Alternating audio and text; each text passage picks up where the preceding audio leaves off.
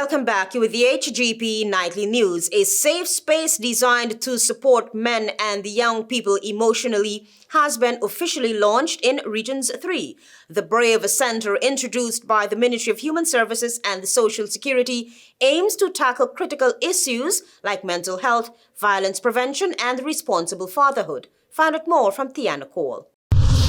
The Ministry of Human Services and Social Security has officially opened its first ever Brave Center in Region 3. The facility is intended to provide a safe and supportive space where men and young people can access vital services, express themselves freely, and receive guidance without judgment. Minister of Human Services and Social Security Dr. Vindhya Prasad explained that the center is about making meaningful change in people's life without being labeled or stereotyped. A deep sense of care, a deep sense of passion to really make the kind of difference that people need in their lives. Dr. Prasad also emphasized the importance of investing in young people, particularly in the areas of mental and emotional well-being. We don't see young people as our tomorrows, we see them as our now. And you're seeing it all the time. And for us to see them as our now, we have to invest in them.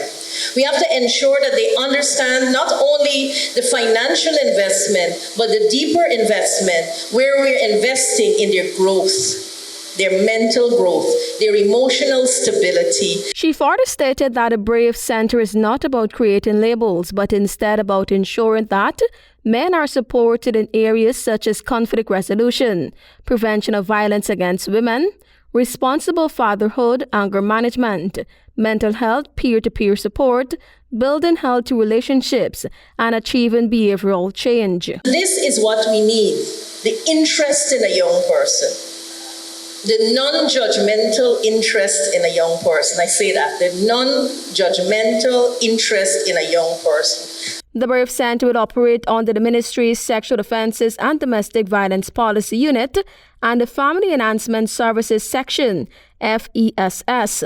It will offer a wide range of services geared towards emotional healing, personal development, and fostering accountability among men and youth.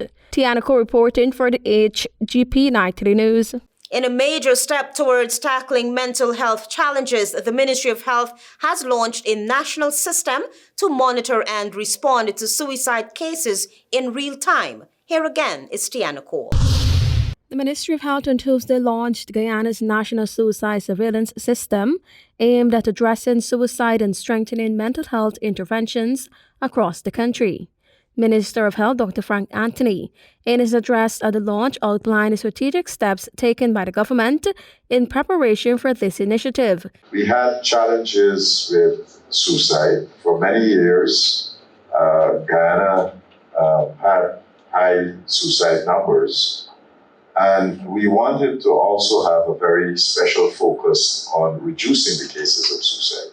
Dr. Anthony noted that while legislation addressing mental health and suicide long existed, obtaining accurate data remained difficult due to inconsistent reporting practices.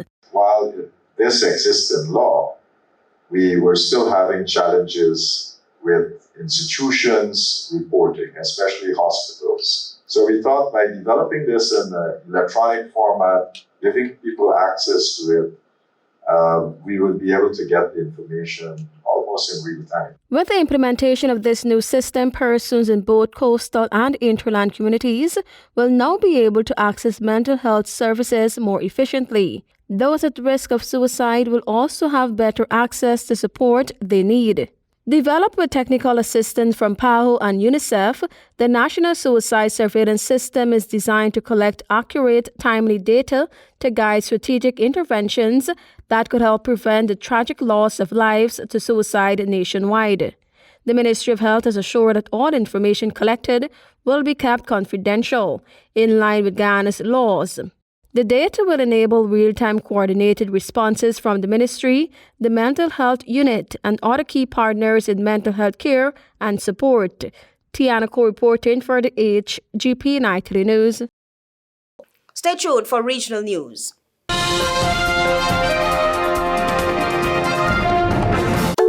Turbo with a new look, new style, with the same great taste in the 250 ml can. Everybody run We charge up with a turbo 250 ml at your favorite spot. Wait, sell. New look, new can, same vibes. Jinxing, energize up your life. Vibes up, work time, anytime we are turn up the party with turbo can. Turbo can, turbo can, turbo can. Now available in the new 250 ml can. Turbo energy drink. Charge up today.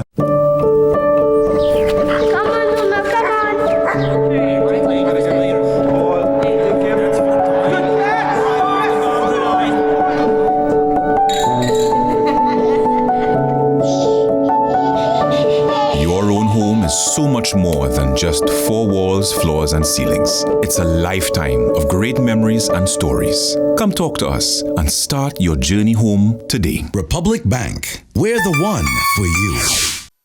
Interested in honoring or paying tribute to a loved one, or just making a loved one feel special? HGP TV offers you all that and more.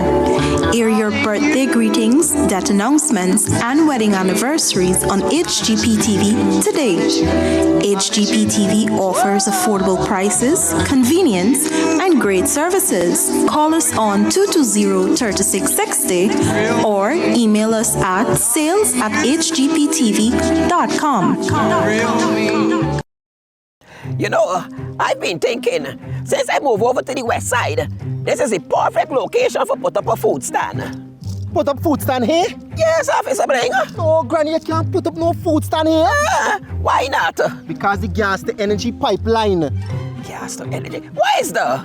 You can bring gas from offshore to region 3, that can turn into electricity and other things. So what about if Granny put it up over there? No, Granny, listen. This whole area here, from here to the West Bank, is considered the right of way.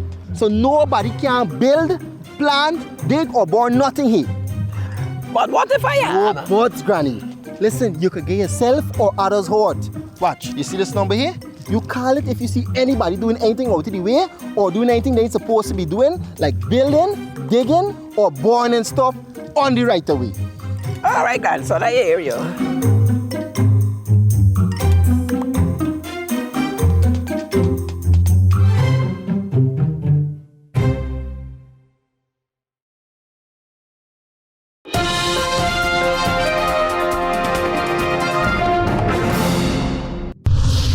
Good evening and welcome to Wednesday's edition of the Regional News. The Trinidad and Tobago Police Service, TTPS, is warning of heightened threats to law enforcement personnel following the fatal shooting of 2 kidnapping suspects during coordinated operations that led to the rescue of kidnapped victim Janki Sati Karim.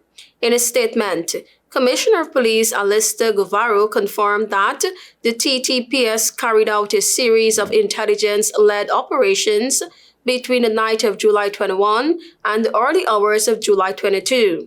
These efforts culminated in the safe recovery of 44-year-old Karim, who had been abducted on July 13 and held captive for 8 days. During the operation, a male suspect who held her at gunpoint was fatally shot during a confrontation with police. A female suspect was also arrested at the scene. Later that same night, a second male suspect was shot and killed at his home. Since the operations, police say they have uncovered credible intelligence pointing to coordinated criminal plans to target law enforcement officers in retaliation. Both police and prison officers have reportedly been named as potential targets.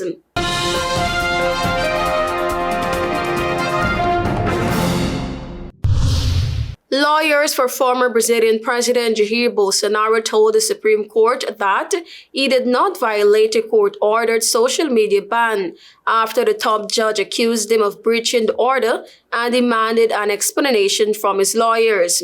In a document sent to the Supreme Court Justice Alexander D. Moraes, Bolsonaro's lawyers asked the court to clarify the exact scope of the social media ban. Moraes ordered the ban on Friday along with mandating he wear an ankle bracelet, among other measures, alleging he courted the interference of U.S. President Donald Trump, who was tied steep new tariff on Brazilian goods to what he called quote-unquote witch hunt against Bolsonaro. On Monday, Moraes accused Bolsonaro of violating the order by giving an interview to journalists pointing to clips the news outlets later posted on their social media accounts. The judge gave Bolsonaro's legal team 24 hours to explain the media appearance, warning that failure to comply could lead to an arrest warrant.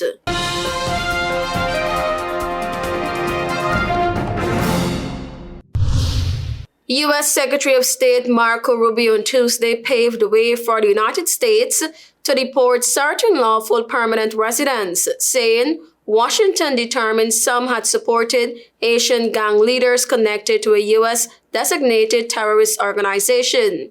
Rubio in a statement said certain U.S. lawful permanent residents had supported and collaborated with gang leader titled Vive Hassan, the armed alliance that controlled most of Haiti's capital Port-au-Prince, which President Donald Trump's administration labeled a foreign terrorist organization in May.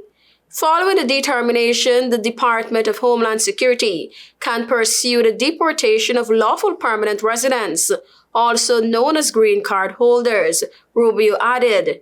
It was unclear how many people could be targeted for deportation, and no individuals were named in the statement. The move comes as the Trump administration has sought to ramp up deportations as part of its wide-ranging efforts to fulfill the president's hardline immigration agenda, with Rubio making unprecedented use of his power to try to revoke the visas and green cards of pro-Palestinian student protesters. Thank you for watching. I am Tiana Cole.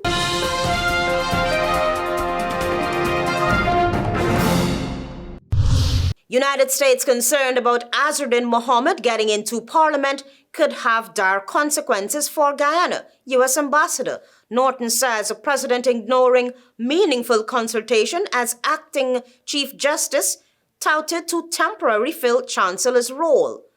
Inaugural Biodiversity Conference opens in Guyana, and Fernandes vows to increase current carbon credit sale from 15% to 50% for indigenous communities. Those are our major headlines. For these stories and more, please go to our website. It's www.hgptv.com. I'm Alita Grant. Thanks for watching.